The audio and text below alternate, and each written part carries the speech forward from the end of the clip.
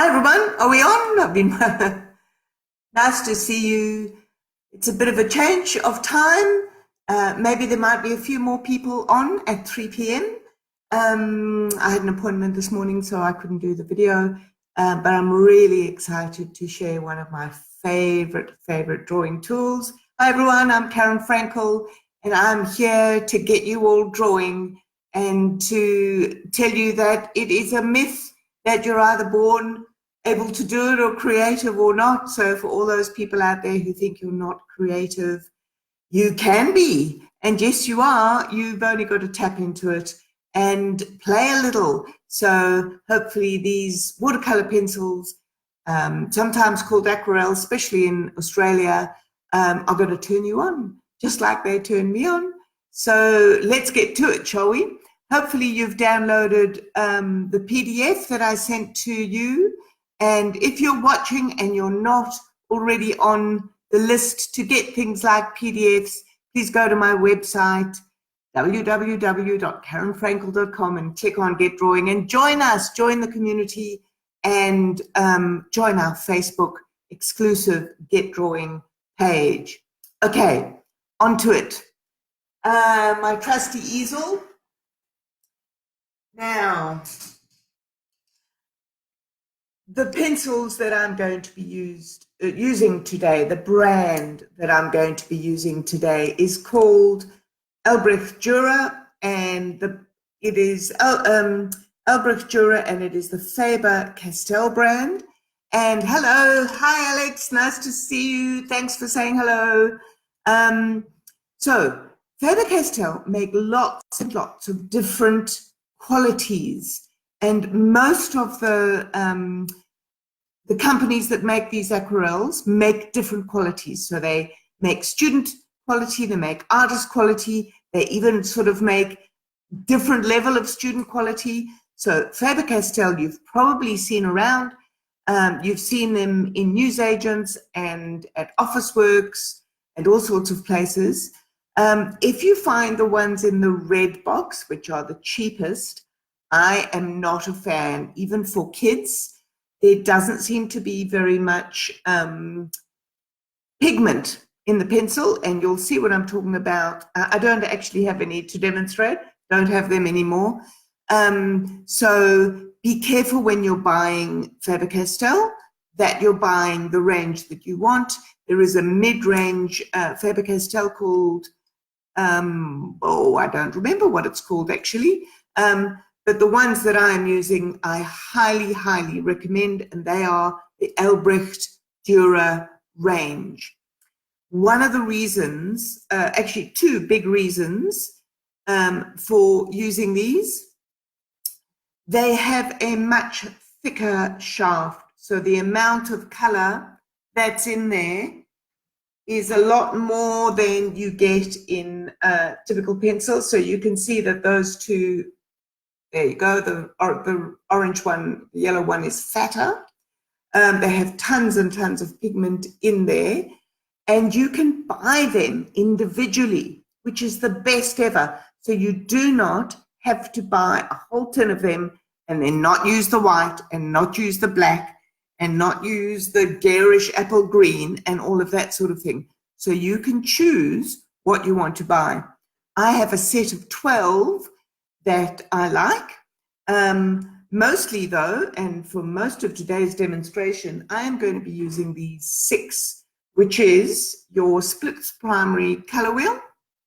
And there was a reminder little video in the notes for you on what a split primary color wheel is. I will go over that in our demonstration. So I highly recommend those, but it doesn't mean to say you have to get them. Staedtler make a fantastic student quality product, and they're fabulous and not that expensive.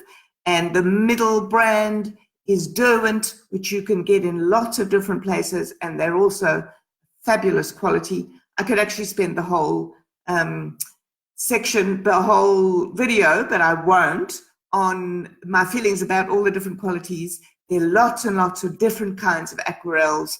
Send me a question in the group, or send me an email if you want to know about particular brands, and I'll let you know. what works and what doesn't work. There's something called Inktense as well in the Derwent brand, and so lots of things. Don't know why I'm so worried about my hair. You'll have to excuse it, guys. Okay, so I have two different kinds of blue. Put simply, what the split primary color wheel is all about is warm and cool colors. While I'm demonstrating these, you'll begin to see how they work. And as I said in the email, it's not necessarily about coloring something in and then just wetting it. You will have to put up with my colors running because I'm on an easel so that you can see what you're doing, see what I'm doing. So lots of people think that watercolor pencils, this is how you use them. And then you wet it so that it looks like paint. Yes, that is one way of using them, but they're so much more versatile than that. So you can see how rich that color is when I laid down that pencil. The paper I'm using is a thick cartridge, so that takes the watercolor pencils pretty well. You can use them on your normal cartridge in your normal sketchbooks, and I will show you that later. I will demonstrate what goes on, but the better the quality of your paper, the better your result will be, and watercolor paper, of course, is the best to use these because they're watercolor pencils. Okay, so that blue is a reddy blue, and even though that is not green, it's not red. So it's a bit of a funny thing to have something called a warm blue, but that's called a warm blue because it's got a bit of red in it, and that's called a cool blue because it doesn't have red in it. And if we wet that, you can see that wash. Comes to our reds. I've got a sort of a cherry colored, sometimes known as alizarin for those of you who know your colors, but it's a warm red because it's got blue in it. Also, again, judging whether red is warm or cool and why would red be cool and all of that sort of thing is quite difficult. So the red that has a bit of blue in it is called cool because it's got blue in it. And because it's got blue in it, I call it my purpley red. So it's leaning towards purple. It's actually coming up quite bright pink there. If I look at that red, and that's called a cadmium red or a scarlet red,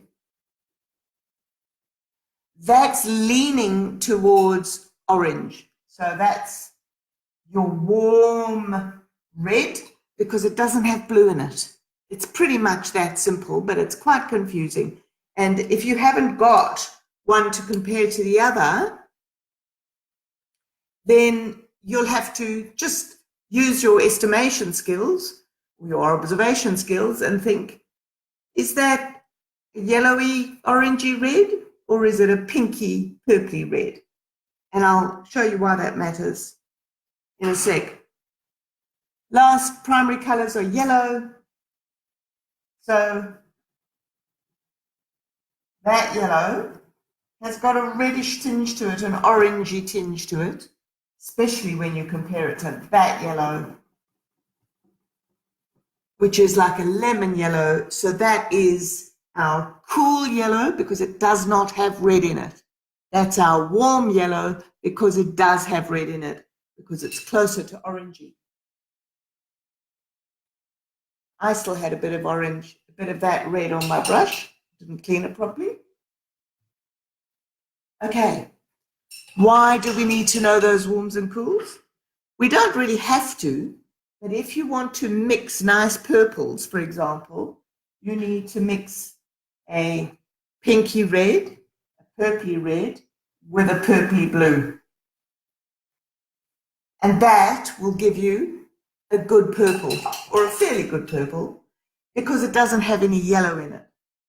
If I mix that red with that blue, you can see that's becoming a bit dirty.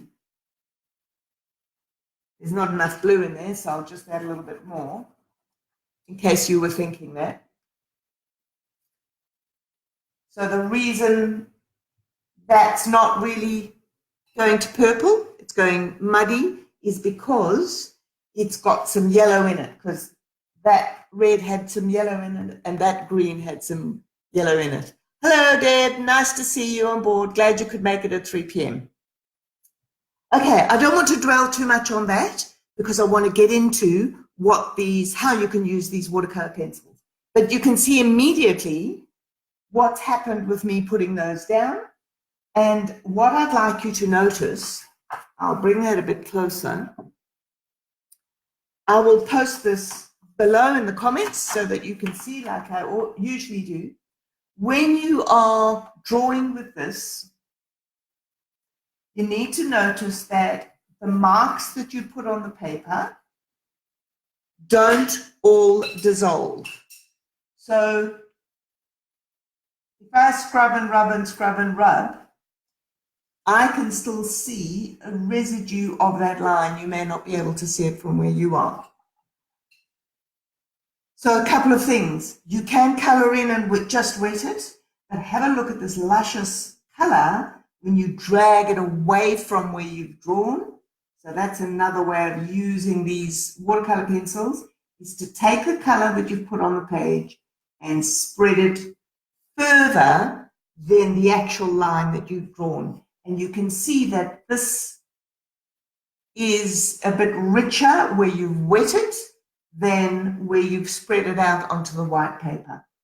So these are best on white paper. You can experiment with being on colored paper, but your best bet is watercolor paper, which is white paper, to show the light through watercolors. That's what watercolors are all about. Okay, so that's your first point, is remember, when you are drawing, if I'm drawing a leaf and I don't usually pick up a garish green, I usually make my green by mixing my blue and yellow. But if I draw the shape of a leaf like that, don't just color it in haphazardly and think that you're going to be able to melt all of that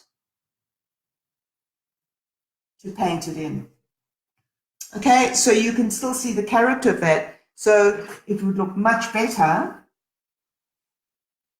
if you actually drew some veins, and if you wanted to put some more watercolor pencil lines there.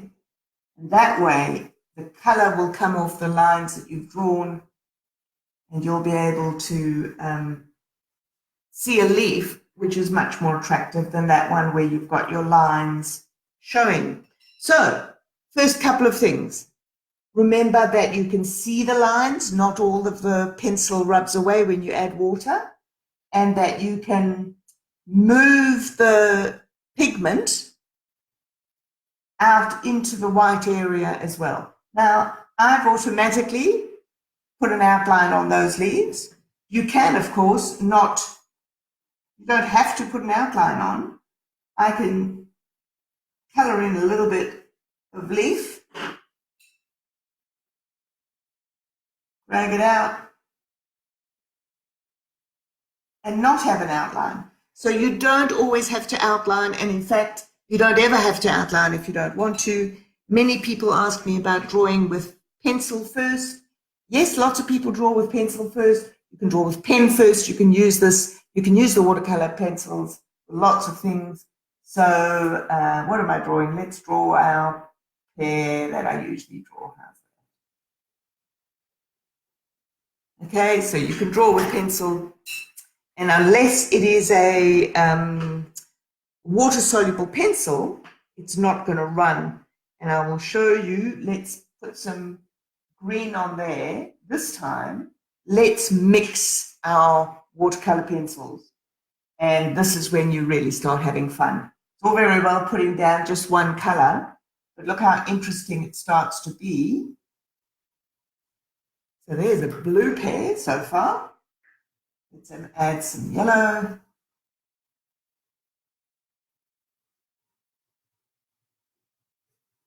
Okay, so we're already getting a greenish tinge there. I've put my marks in so that you can see the shape, and I'm washing those. How's that? So there's our green pear. You can leave bits of white paper still there. You can see I've got the character of the actual pencil, which didn't run when I added water. And you've got the color, the blue and the yellow mixing to give us that green. So for me, even if you wanted a red apple, instead of just, coloring in, let's say that's our apple or our cherry. Don't think that's the right word for a cherry, but whatever it is, a balloon. Okay, so this is the sort of paint by numbers look. If you do that, that's what you end up with. Let's take the different color red now, and let's see what happens when we mix those. If you take some different colored watercolor pencils. So I'm mixing warm and cool here, living dangerously, daring to stuff it up, and I'm going to leave some white. The marks are making it look interesting.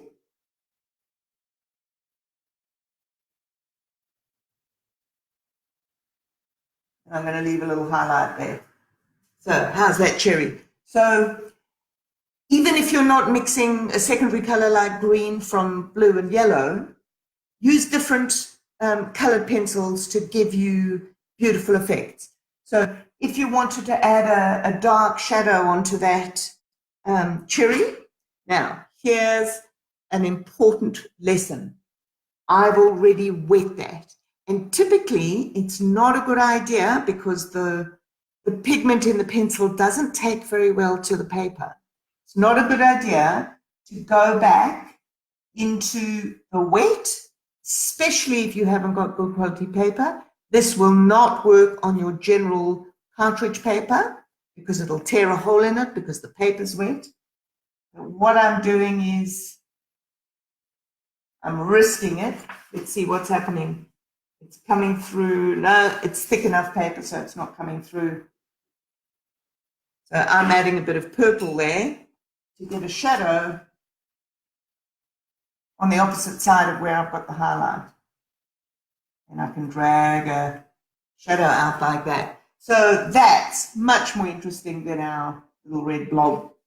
Okay, so what I would have done there is taken the purple and the red and the orange and put it, hi everybody, I can see lots of loves. Hi, Bendy from overseas. Yay, lovely to see you. And Susan also from overseas. So it looks like 3 o'clock in the afternoon might be a good time. So fabulous to see you on board. So I would take those 3 dry pencils and put them all on first before I wet it. So that is actually quite a good thing to remember. Don't do a bit and then wet it, do a bit, then wet it. Thank you for the loves, everybody. It's so nice to work on my computer where I can see the comments coming. So thanks for that. Where was I? Distracted by all the people watching me. Work with your watercolor pencils completely on your work before you wet. If you want to add more color, there are a couple of ways to do it, but the way not to do it is what I demonstrated. So do as I say, not as I do in that case, where you add the purple or you add a color back in. It doesn't really work very well. Okay, so recap, you can do the paint by numbers thing, color it all in and then wet it. You can spread the color further than where you've colored in and you get this beautiful luminous watercolor feel to it. When you do put your colors in, if you want to fill something in, then be careful of the marks that you do. Make them look like you would like them to be if you could see them, because you're going to see them. So if you were drawing this with a pencil, if you were drawing a leaf with a pencil, that wouldn't really cut it. You would actually, color in your pencil, color in your leaf, with directional marks, so do that with your watercolor pencils. Okay, mixing colors, we've spoken about there. So once again, when you're mixing colors, let's put something else. What should I do? Trying to think what subject. Let's turn that over. I'll pretty much fill that page. I will put these photographs on below the YouTube video. No, not the YouTube video, the live video that you're watching. Okay, so if I'm drawing my apple, I'm in such a habit to put outlines there, and I berate myself every time, but don't worry so much about it.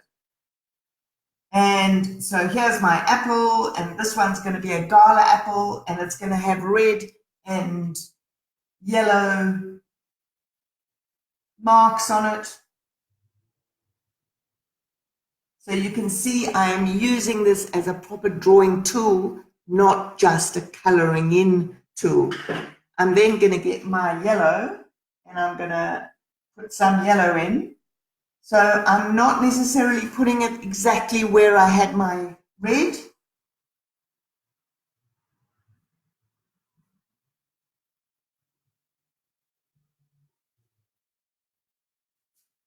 Pretty simple. So I've only used 2 colors there. This brush, by the way, is a cheap brush, got a nylon tip. It works perfectly well, and it comes to a nice fine point there if you want to get fine lines. I sometimes use it on the side and drag things up like that. I'm going to rinse my brush because I don't want to put too much red on that side.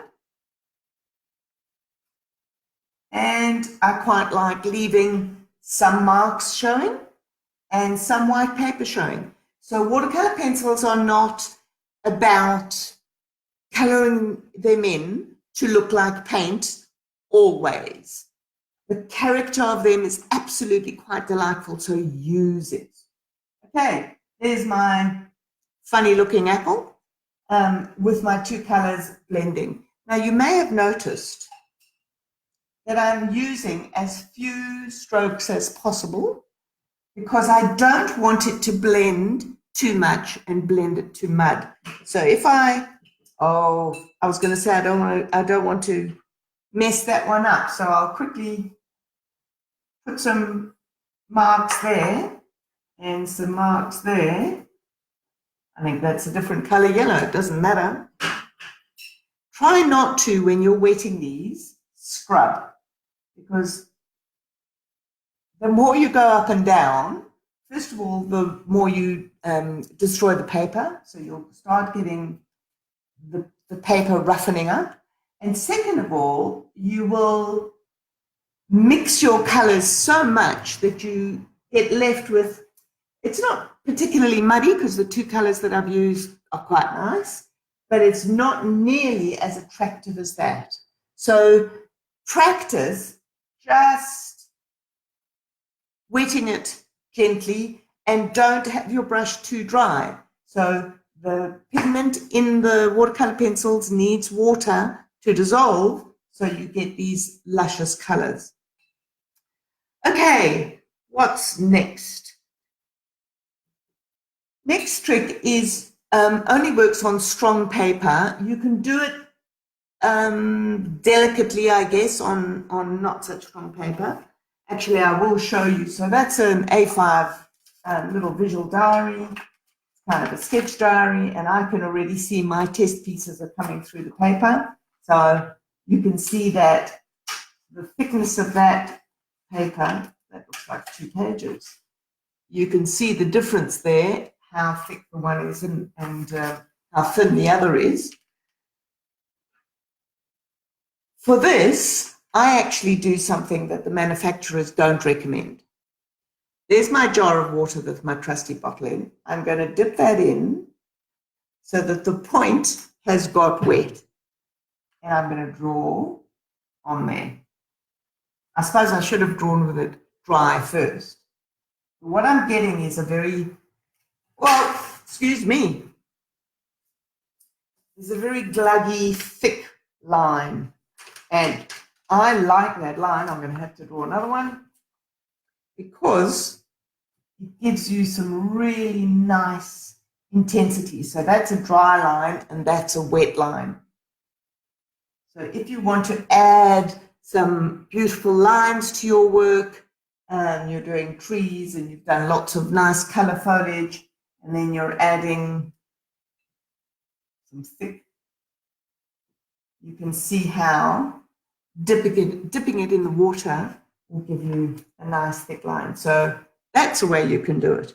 The manufacturers don't recommend it because when the wood gets wet, it starts coming away more easily, and so you whittle away that pencil more easily, and then you have to buy another one. Okay, so that's one thing I like doing. Next example, if you were sketching somewhere and you wanted to put in a sky wash, or you wanted to put in a wash on a flower and you didn't want any of these lines showing, and you didn't want an outline necessarily, you can use these watercolor pencils to make a little watercolor palette for yourself. And you can even mix the colors, pre-mix the colors. So if I want to make a rich orange, I'm actually going to use the wrong red, because that's the bluey red, but it makes a fabulous sunsetty orange. What you can do is you can get a little page, an extra page, not the one you're drawing on, and you can load it with a swatch of color. Grab your brush and mix your color there. Make sure you've got plenty of water on there. And then, what did we say? We want to do a flower. Then you're painting in pure watercolor pretty much. So there are no pencil marks on there. So you're using your watercolor pencils to give you some watercolor on your brush. Okay, now's my turn to tell you that watercolor pencils don't replace watercolors, traditional watercolors. They are used as a sketching medium. They're not very good for big pieces. I probably wouldn't even do something that size. That's A3. Because you can't get enough pigment. With a watercolor, you can have a lot of pigment. You can have a whole pool of it and a nice big brush and do sweeping washes with it. Not very easy to do, even if you have your little palette like that with your watercolor pencils. Another reason why they are not the same as watercolor is because most of them, in fact, I haven't come up with one that doesn't do this, but some of them say so. Once that is dry, if you re-wet it, that color will not move. Okay, so it is permanent. If you've dissolved all of the paint, so that's not permanent because I've still got some undissolved paint there, but this is permanent because there's no undissolved paint. Once it dries, it is permanent. So I actually quite like that because that means I can add layers on top and it's not going to disturb the other underlayer. But with real watercolor, you do disturb the underlayer. I spoke about a water brush in my email. There are lots and lots of varieties of this water brush. What it is, I think I've demonstrated it before. It is a plastic brush that has a reservoir of water. So the water goes in there. You get lots of different brushes. You can get square ones. They're just simple nylon brushes. And I would use them. Let's get that back up. I drip a bit in my hand to wet that brush, and I can paint in the same way as that. Not as big as that other brush, but if you're traveling, these are perfect to take with you. 5 years ago, I was at the National Gallery in London, and I walked into the room where Monet's lilies, water lilies were, and I decided I was going to sit down and paint them, which I did. Excuse me, Monet, but I had my watercolor pencils with me, and that's what I did in the National Gallery after Monet. So it takes you, it enables you to go and sketch. Now, there's an example. I was sitting in a cafe in near Buckingham Palace, and called Buckingham Gate, in fact, and I drew that with pencil, and then I used that technique that I've just shown you. There's no actual pencil, colored pencil drawn on there, but I picked off the color and I added color to my my drawing. And the thing I probably did, which is the last thing I'm going to show you, because I've just noticed we've gone over half an hour, so thanks for being on board with me. Sometimes I wet my pencil, wet my brush, sorry, and I take the color off the pencil like that and paint directly. And you can mix your colors. What happens if I mix the purple and the orange?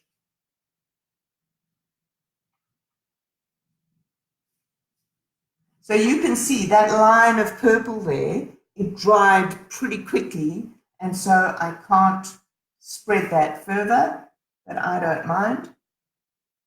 So experiment with them, buy just a few to start off with. You don't have to buy a whole set. You may notice, I'm sorry, I can't help myself, I want to tell you everything. You may notice that I have got a funny shape on my pencils. You can see the whole shaft there, and that is because when I sharpen them, I use a knife. I like to take off most of the wood without taking off too much of the pigment. So you probably wouldn't do this in the National Gallery and let those things go on the floor. I usually do this over a bin, but I carefully shave off the wood. I don't want to waste my color, and if you put that in a sharpener, you will end up with, let's see if I've got a sharpened pencil there, you will end up with a lot of the pigment going to make that a point. And I don't really worry about points. There's point enough for me to draw.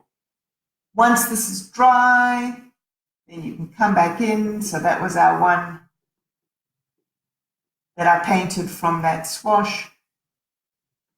Please ask me questions either via email or in the Get Drawing Facebook group. I'd love to see what you're up to, especially just your experiments. Ask me questions about color. I'd love to engage with you. And I think that's just about it for now.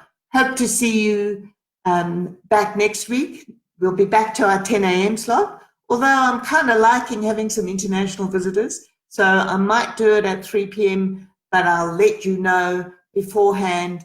Nice to see you. Get drawing. Bye.